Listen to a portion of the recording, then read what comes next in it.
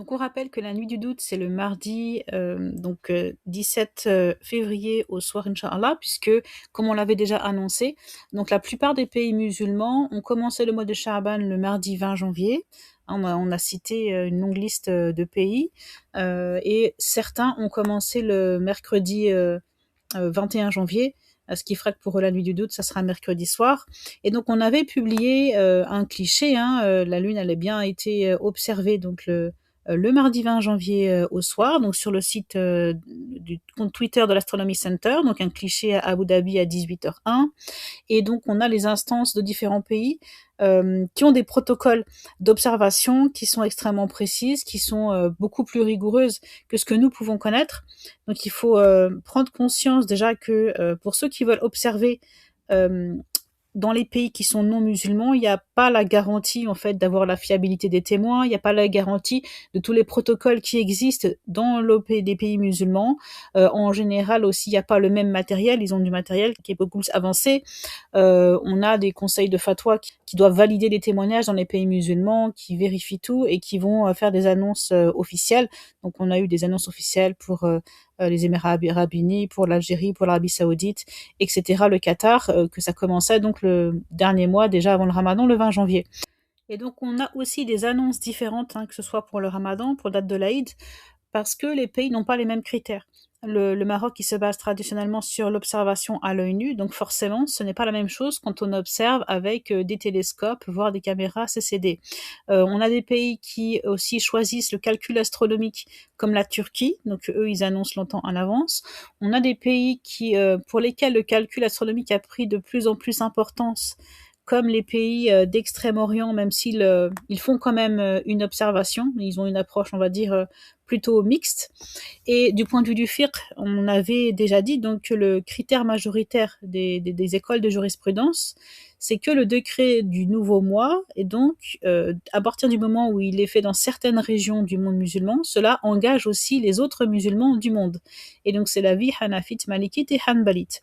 Et il y a seule l'école shafi'ite, dans son avis de référence, se base sur une vision locale. Vision locale, pour eux, alors, ils ont des discussions, jusqu'où va la localité, si vous voulez, mais dans leur avis de référence, c'est la distance du voyageur. Voilà, la même distance qui vous permet de raccourcir les prières, de ne pas jeûner si vous le souhaitez. Donc ça se limite vraiment à ça.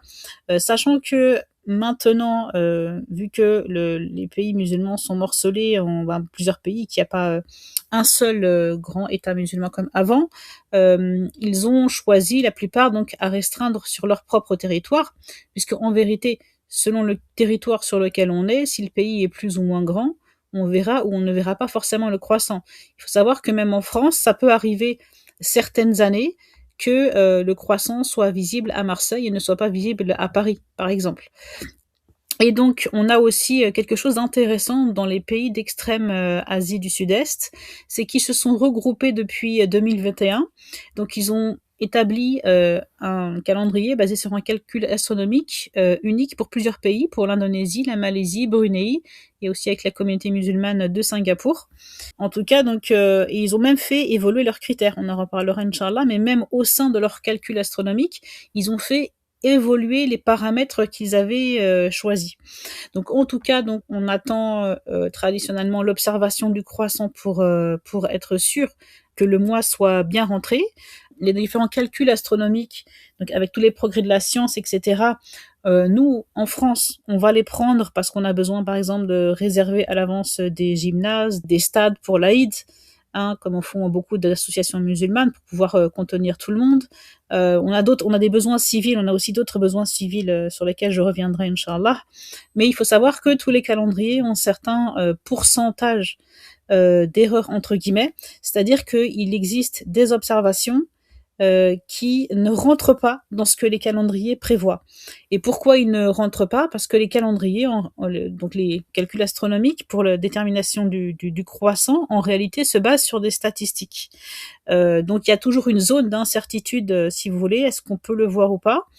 Ils ont pris des centaines, plus de centaines même sûrement des milliers maintenant, ces dernières décennies d'observation pour arriver à faire les statistiques, les meilleures si vous voulez, mais ça reste quand même des statistiques et donc il est tout à fait possible que des fois, même si vous voyez une carte astronomique qui dit une zone où on est censé pas le voir, en fait, quand on est assez près de la frontière, eh bien, il existe tout de même des observations et ce sont des vraies observations.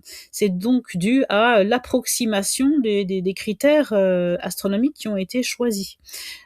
Comme ça peut arriver aussi qu'on ait des doutes hein, sur certaines observations, si vraiment on voit que c'est dans une zone où le calcul, on n'est pas à la limite, quoi. On est loin des limites et on se dit que c'est impossible qu'ils aient pu le voir. Donc j'avais donc cité la citation de Wahba Az-Zuhaili pour dire hein, que l'opinion de la majorité, il unifie le jeûne pour tous les musulmans, même si on ne voit pas la lune au même moment. Et donc de l'avis des Shafi'ites, le début du jeûne et de l'Aïd varie en fonction de l'écart dans la parution de la lune entre les endroits éloignés les uns les autres. Et donc, il dit aussi tout ceci en sachant que l'écart dans l'observation donc du hilal ne pose pas de problème, car c'est un fait entre les pays l'un de l'autre, comme l'écart d'observation du soleil. Il n'y a pas de divergence sur le fait que le chef de la communauté peut ordonner le jeûne en fonction de ce qui a été établi pour lui, parce que la décision du dirigeant lève la divergence. Donc ça, c'est important de comprendre que à partir du moment où on est dans un pays donné, c'est la décision en fin de compte de l'autorité qui va compter. Parce que on a plusieurs choix. Hein, déjà, du point de vue du fiqh, on a le choix, est-ce qu'on va se baser sur la vision locale ou la vision globale, sachant que même la vision globale, les savants tardifs n'ont pas pris en compte les distances qui sont vraiment trop éloignées d'un bout à l'autre du monde, si vous voulez. Donc c'est une question qui se pose aussi. Ensuite, d'un point de vue astronomique, il faut savoir, est-ce qu'on veut faire un calcul astronomique pour une prédiction à l'œil nu, ou bien avec des télescopes, ou même encore plus avec des caméras CCD, et même encore plus, on peut mettre un filtre infrarouge pour observer le croissant dans l'infrarouge, c'est-à-dire ce que l'œil humain ne détecte même pas de façon naturelle. Ça donne même, enfin, en réalité, des possibilités de vision qui sont supplémentaires. Et il faut savoir que ça, donc les calendriers que vous voyez, les cartes de prévision du hilal que vous voyez sur Internet, ils ne prennent pas en compte en général les caméras CCD et la vision infrarouge. Donc c'est pour ça aussi que vous avez des fois des observations parce que eux ils ont pris en compte les caméras CCD par exemple. Hein, donc il faut pas quand on a des observations qui paraissent un peu à la limite, il faut pas rejeter ça trop rapidement. Il faut aller demander à un spécialiste est-ce qu'il y aurait quand même une possibilité que la carte de prévision n'aurait pas tenu compte et c'est la réalité. Comme je dis, il y a un pourcentage, il y a toujours les cartes ont toujours un certain pourcentage d'échecs parce que c'est basé sur des statistiques. Et en tout cas donc cette situation où les pays musulmans ils sont morcelés en différents pays avec des dates du Ramadan qui peuvent être différentes d'un pays à l'autre. Donc elle a été évoquée en réalité depuis très longtemps par les savants du fiqh. Donc dans le passé, bon, certes, il y avait un seul grand État musulman, mais il y avait quand même des provinces plus ou moins indépendantes avec des gouverneurs différents et donc des dates du Ramadan qui pouvaient être différentes.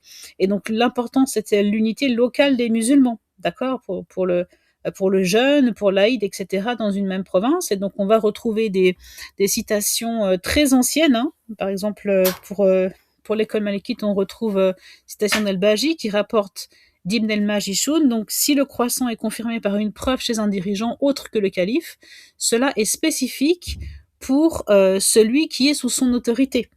Donc, c'est le même principe qu'on va appliquer aujourd'hui.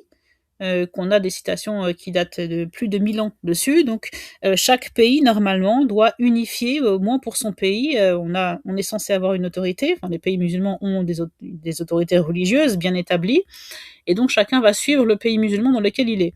Alors, pour nous, le problème, évidemment, c'est qu'on n'a pas des autorités religieuses uniques, d'où il peut y avoir différentes autorités des instances de mosquées, etc., qui vont annoncer des dates, ce qui n'est pas une situation normale. Normalement, ils devraient s'unifier pour faire une annonce, au moins une même communication sur une même date. En tout cas, donc, dans le passé, donc, ils n'avaient pas les moyens de communication rapides, comme aujourd'hui, évidemment. Donc, ils n'avaient pas d'autre choix, finalement, certains, que s'en tenir aux informations qui leur parvenaient de leur région. Mais maintenant, on peut quand même unifier les musulmans plus largement et c'est plus facilement réalisable avec la rapidité des communications. Par contre, pour que ce soit pertinent, il faut quand même que ça soit les régions où la lune, elle peut apparaître pour une même date, parce qu'il peut y avoir des situations où, par exemple, dans les Amériques, des fois, alors c'est surtout quand les jours durent longtemps, c'est plus en été, hein, c'est pas cette période de l'année, mais eux, quand ils peuvent commencer à voir la lune après le coucher du soleil, pour nous, l'aube, elle est déjà levée à cause du décalage horaire. Donc ça sert à rien. Pour nous, l'aube est déjà levée. Donc même s'ils l'observent, nous, ça sera valable que pour le jour d'après. Ou on peut avoir aussi une autre situation, c'est que là, c'est plus vers l'extrême-orient. Pour eux, la lune, elle se couche avant le soleil. Donc c'est impossible qu'ils puissent la voir au Maghreb. Tandis que nous, la lune, elle va se coucher un moment après le soleil. Donc là, c'est même plus physiquement, en fait, c'est même plus du tout la même chose. Et avoir exactement une seule date de Ramadan pour toute la planète, d'un bout à l'autre, en fait, c'est pas réellement faisable à cause de ce genre d'impossibilité astronomique en elle-même. Mais bon, grâce aux cartes quand même de prévision du Hilal, on sait qu'on a des larges zones où il y aurait une possibilité. Et donc, il y aurait, pour nous, l'intérêt, c'est de connaître les annonces, en fin de compte, aussi des pays musulmans pour pouvoir réaliser l'unité du jeûne. Et donc, j'ai déjà fait une vidéo là-dessus. Je rappelle juste le premier hadith que j'avais cité, qui est chez At-Tirmidhi, rapporté par Abu Huraira. Le jeûne est le jour où vous jeûnez. La rupture du jeûne est le jour où vous rompez le jeûne. Et le jour du sacrifice est le jour où vous pratiquez le sacrifice. Donc, l'importance du groupe est de le faire aussi avec l'imam. On avait cité, et je recite encore une fois, donc pour l'école malikite, Ibn al-Najim, qui rapporte l'avis d'éminents tabi'oun, hein, les successeurs des compagnons, Al-Hassan, Ibn Sirin, Ata, qui ont dit qu'on ne jeûne ce jour-là qu'avec l'imam. Donc, normalement, on est censé avoir une autorité qui va décréter le jeûne et nous allons les suivre. Alors en France, ça a toujours été les instances musulmanes représentatives de mosquées qui ont décrété cela, et elles ont toujours eu cet avis d'accomplir le ramadan selon la possibilité de la vision globale. Hein, en France, on n'est pas chaférite en général, sauf une minorité. Donc on se base pas que sur sur la vision locale. En plus, quand on dit la France métropolitaine, d'accord, il y aurait une certaine unité, sachant que j'ai dit que ça peut arriver certaines années que même à Marseille, par exemple, on voit la lune et à Paris, on ne le voit pas. À l'œil nu surtout, hein, ça peut arriver. Mais en réalité, la France, c'est aussi les dom-toms. Donc les possibilités de vision, si on prend tous les dom-toms, c'est extrêmement vaste en réalité. C'est beaucoup plus vaste que certains qui veulent essayer de l'observer juste ici sur le territoire métropolitain. Et donc l'intérêt aussi pour nous de regarder les annonces dans les pays musulmans, ce qu'ont toujours fait nos instances représentatives des mosquées, c'est que donc eux, comme je dis, ils ont des protocoles d'observation, de validation qui sont beaucoup plus rigoureux. Ils ont un matériel d'observation qui est beaucoup plus performant. Les témoins sont accrédités par des juges, parce que d'habitude c'était ça. Hein. Aujourd'hui, certains veulent observer la Lune et mettre des photos comme ça sur Internet, mais on n'a aucune preuve véritable que tout cela est originel en fait. Il faut bien se rendre compte que normalement les témoins doivent être validés par une autorité. Il faut connaître le fiqh pour ça, comment on va valider les témoins. Et en plus, il y a un nombre différent de témoins selon les écoles de jurisprudence. Donc ça pose problème en fait. On peut pas s'improviser nous quelqu'un qu'on ne connaît pas qui va qui va dire sur internet tenez j'ai vu la lune etc. C'est pas quelque chose qui est normalement valable. Donc les pays musulmans c'est beaucoup mieux cadré. Hein, ils regardent en plus les instances de mosquées. Donc en France, ça fait des années en fait qu'ils ont à leur disposition des rapports par des astronomes, ceux de l'Observatoire de Paris normalement, notamment, qu'ils consultent en fait des fois plusieurs astronomes. On a les professionnels vraiment qui font référence en France, ils sont liés à l'Observatoire de Paris. Donc comme je disais, chaque école de fiqh va exiger un nombre de témoins, que ce soit pour le début du Ramadan ou pour la fin du Ramadan, donc qui marque la fête de l'Aïd el-Fitr. Trois grands ijtihad dans ces témoins-là, c'est soit, en fonction des écoles, soit la vision par un grand nombre de personnes, Donc il y a certaines écoles qui vont exiger que lorsque le temps est clair, il faut qu'on ait un grand nombre de personnes qui le voient, parce que normalement c'est quelque chose d'évident. Soit on a, par le fait de deux hommes qui sont probes, hein, qui ne commettent pas de grands péchés, qui ont la radala, comme on dit en fiqh, ou bien un autre avis, plutôt shafi'ite et hanbalite, eux, une seule personne qui est probe, qui a la radala, ça peut suffire. Avec aussi d'autres des conditions hein, pour l'acceptation du témoignage, comme la puberté, la possession de la raison, évidemment. Chez les Hanbalites, par exemple, eux, ils acceptent le témoignage d'une femme comme d'un homme. Les Malikites, pour eux, c'est deux hommes qui s'occupent de cela, qui ont la probité. On peut citer donc pour l'école malikite Ibn Rushd qui a dit dans Al-Muqaddimat, si un grand groupe voit le croissant ou qu'il est confirmé chez l'imam, donc ici le chef de la communauté, par le témoignage de deux témoins et qu'il ordonne alors son jeûne, le jeûne incombe à tous ceux auxquels cela est parvenu par la transmission d'un probe. Donc on fait une différence, en fin de compte, au début. Le mieux c'est qu'il y ait un grand groupe qui voit le croissant, à défaut deux hommes probes, hein, juste, hein, pas des gens de qui la probité est remise en cause à cause de leurs péchés conséquents.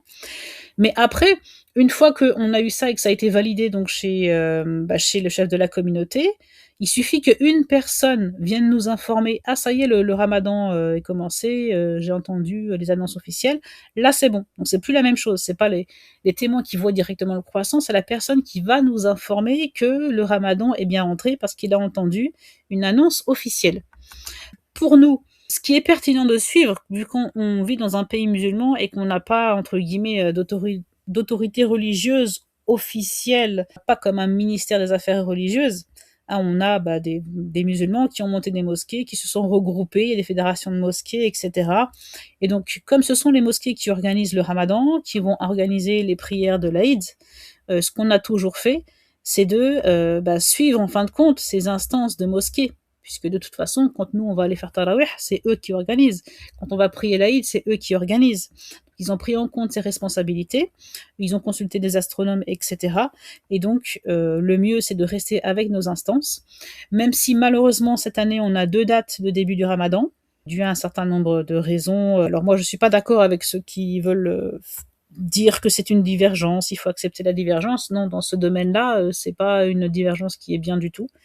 J'ai cité le hadith qui nous montre que l'importance, c'est de suivre avec le groupe en réalité, d'accord. Donc par le passé en France, on avait eu aussi comme ça plusieurs dates de Ramadan. Enfin, je crois que c'est pas arrivé depuis 2013 qu'on ait 2 dates pour le début du Ramadan. Le mieux, c'est de suivre la majorité.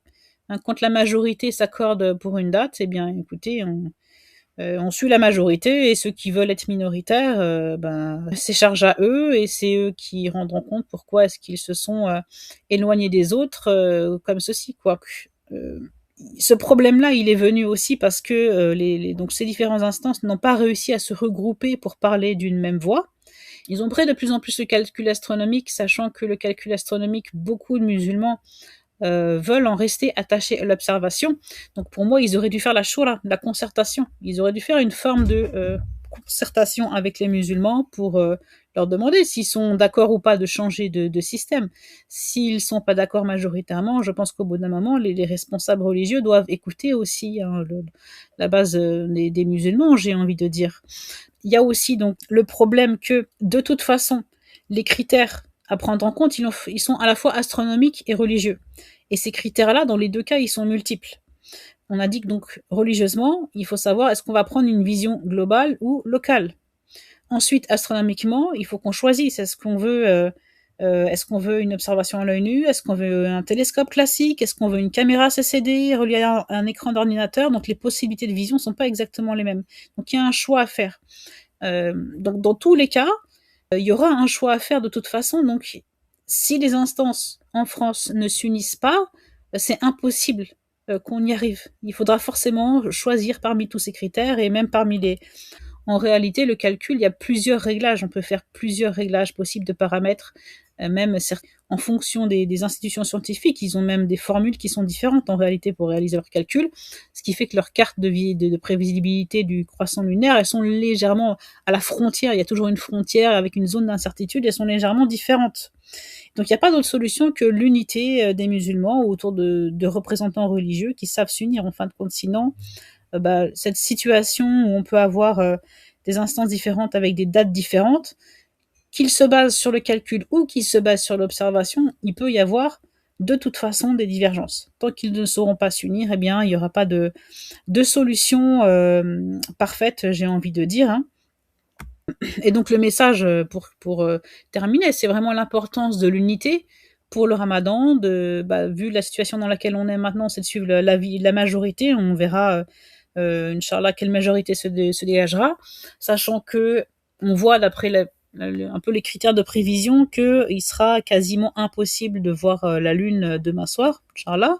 Comme j'ai dit, ce sont des statistiques, d'accord, donc je préfère ne pas être complètement catégorique, même si donc j'ai regardé de façon détaillée en fait dans les pays musulmans, par exemple dans toute la péninsule arabique, la lune elle se couche de 1, 2 ou 3 minutes après le soleil. Et elle est tellement proche du soleil et proche de l'horizon qu'on n'a jamais enregistré en réalité, même avec les moyens les plus perfectionnés, même avec les caméras CCD, on n'a jamais enregistré d'observation avec une telle configuration. Dans le monde musulman, en fait, les pays qui ont, entre guillemets, la possibilité la plus favorable, ça sera le Sénégal et la Gambie. Mais aussi, quand on regarde de près, c'est trop proche. La Lune, elle est vraiment trop basse sur l'horizon, trop proche du Soleil. En général, elle n'est pas observée quand c'est à ce point-là. Et même donc en Amérique du Nord et en Polynésie française, donc il peut y avoir une possibilité, mais c'est une possibilité qui est faible d'observation et qui, de toute façon, serait une possibilité qui nous parviendrait en plein milieu de la nuit, si vous voulez. À Los Angeles et San Francisco, donc il y a des cartes qui prédisent que ça pourrait être vu là-bas avec du matériel, par exemple télescope, etc., avec une aide optique. La Lune, elle se couche 3h21 du matin pour nous. Et en Polynésie française, ça sera vers les 3h40 du matin, sachant qu'il y a très peu de musulmans là-bas, il faut encore des télescopes et tout. À mon avis, ça sera impossible. On n'aura pas d'observation demain soir, Inch'Allah. Même dans les zones où ça pourrait, où certaines cartes montrent que ça pourrait, parce que il faut d'excellents observateurs avec un excellent matériel. Sachant qu'après, toujours ces prévisions, on ne connaît pas la météo, hein, il suffit qu'il y ait des nuages un peu bas et avec les télescopes, ils ne la voient pas. Donc il y a toujours cette incertitude de la météo qui est là. Donc ça paraît quand même extrêmement compliqué. Et avoir une vision comme ça à 3 heures en plein milieu de la nuit, donc certains ne l'acceptent pas, le CFCM ne l'a pas accepté, n'accepte pas en fait quand c'est cette zone-là, et ça se justifie par le fiqh, aussi par l'avis que quand c'est trop lointain, donc on ne prend pas en compte le décalage dans l'observation de la Lune quand c'est une zone qui est trop lointaine, on ne va pas la prendre en compte. Ça, c'est un avis de fiqh qui existe depuis longtemps en réalité. Donc en tout cas, demain soir, Inch'Allah, on en saura plus. De toute façon, je relayerai, Inch'Allah, en story les annonces un petit peu, qu'on a des pays musulmans, qu'on commence le ramadan. Si vous en voyez aussi, n'hésitez pas à nous les envoyer. Et donc voilà un petit point à la fois en fiqh et en astronomie avant que le ramadan commence, Inch'Allah.